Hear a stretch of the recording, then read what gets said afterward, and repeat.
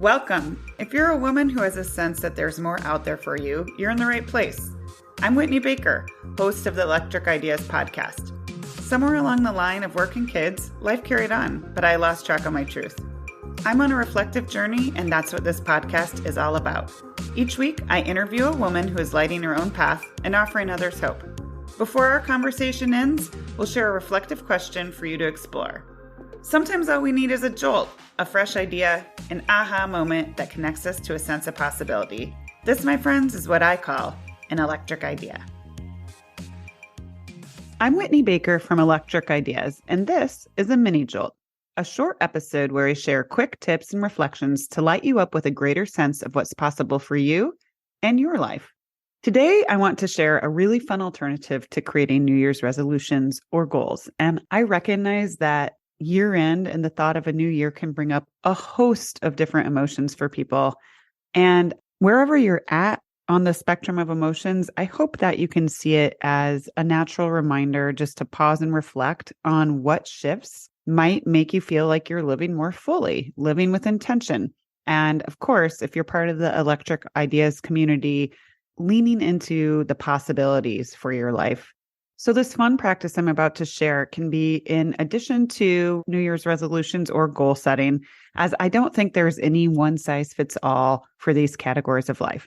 Quick side note, if you are interested in habit formation, make sure to check out my previous episode from last week with Monica Packer. If you're interested in setting goals, but you're not sure where to start there, go back, do yourself a favor, listen to episode 33 with productivity expert Tanya Dalton. She shares some great gems that I've enjoyed implementing in my own life, and I really think you'll enjoy that episode. But for today's mini jolt, we are focusing on something called 23 for 23. This is my take on a practice I've had a lot of fun exploring on and off for years, and it's inspired and originally created by Gretchen Rubin, a writer who studies happiness and habits. So here's how you do it. Write a list numbered 1 to 23. So in the past, for example, I've done 19 for 2019, 20 for 2020. The list gets to keep expanding. So many traditional New Year's resolutions fall into this kind of should category or major habit shift category that can be complicated to shift. And while I hope that you find ways to dig into these bigger, broader shifts in your life, if that's what you're called to, that's not what this is. What the 23 for 2023 list is about is 23 things you're excited to do or tackle that you know will give you a happiness boost. In my application of this exercise, it's best if they are completely black and white, things you can immediately scratch off the list, so not habit changes. Let me give you some examples. Read a political biography, learn one song on the guitar, visit my cousin in Austin, take my children to the Museum of Contemporary Art, take a sewing class, make creme brulee, go out to breakfast with just me and dad one day. They can be a mix of big or small, and obviously playing one song on the guitar isn't as easy to check off the list because it will involve learning and habit adoption. But instead of saying your goal is to learn how to play the guitar, you have something super singular. And you know what? That one song might be the momentum you need, but that's a topic for another time. Okay, I'm going to give you some more examples, but before we get to that, I want to share with you my boost, my personal twist of this exercise that I absolutely love. And that is invite your partner or a really close friend to do his or her own list and then share them with each other.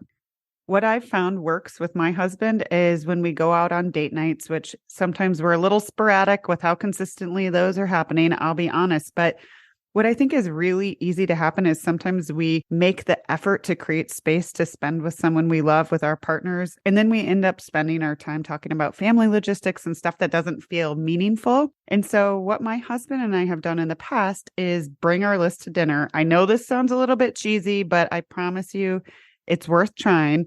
So we'll bring our list and then we'll take a minute and go back and forth with maybe 2 to 3 on our list that we are kind of looking at or working towards or going to do next. And it immediately shifts the energy because we're talking about things that we're excited about and we're happy to try. Not only does it bridge to better conversations, but it's a great way to see and support your partner or friend's interests and their yearnings outside of these kind of day-to-day roles where we see them. For example, last year, my husband had make paella on his list, and it's so random, but honestly, our best date night in the entire year was when we shared that new experience together instead of defaulting to watching a movie. So, if the 23 for 2023 is something that might be calling your name, here are a few additional tips. First, and this is directly from Gretchen Rubin when I originally tried this and I remember it, try to include something you can do within the first few days of the new year. And for me, this is just like momentum is a great feeling, right? And it's something to look forward to.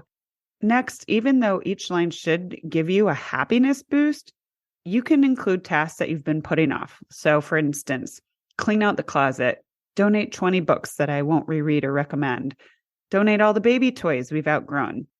I know I said not to should yourself, but you get to be discerning. While some of these might not have the fun factor, they will certainly boost your happiness if you're not being dragged down by one-off tasks that are probably subconsciously draining you more than you know. But that's for you to decide.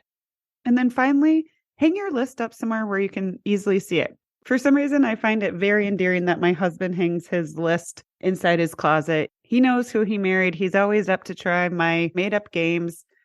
But when it's somewhere visible, not only does it stay in the forefront of your mind and become easy to reflect on, it's actually somewhere you can draw inspiration from. Let's be honest, especially if you're somewhere where it gets a little colder and darker during this time of the year, it's easy to get into a little bit of blah mode and get into those winter doldrums. So if you need a boost, guess what? You've got 23 ideas for how you can quickly create a happiness boost in your life.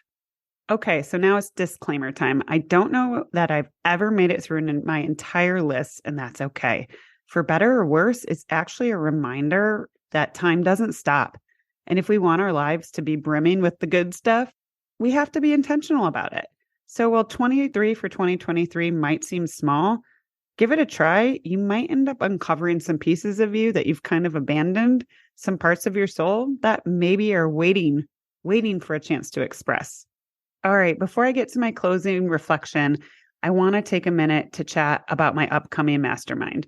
If you're a mom and the perspective and exercises I'm sharing through the mini jolts resonate with you, I want to make sure you know about my upcoming mastermind that starts on January 25th. It's called Season to Shift, and through 6 weeks of meaningful self-reflection and inspired action, you'll be guided home and feel clear on what you need to do in order to call in the next best version of yourself. So if you're someone who feels stuck, stagnant, like you know there's more out there for you, but you're just not sure where to start, I've got you. You can find out more at myelectricideas.com/mastermind/. So as always, I'll close with a reflective question for you. As I just alluded to, I think oftentimes women experience a bit of a dip the first week of the new year because they're told they're supposed to feel like a new year, new you, shiny new penny. And really all they want is a hot freaking nap. Okay. So my question here is, what's one thing you can plan or schedule for yourself for the first week of 2023 that will make you feel nourished and taken care of? Even if it's just a morning walk or an extra 20 minutes to eat lunch, please think about it. Put it on your calendar now as a little gift to your future self. You deserve it. If this episode resonated with you, please share it with a friend. Hey, they might even want to do the 23 for 2023 with you. You never know. I'm so glad you joined me today. If you're looking for more, feel free to connect with me on Instagram at @WhitneyWoman. And if you enjoyed the show, I invite you to support me by leaving a review or sharing it with a friend. Hope you have an inspired day.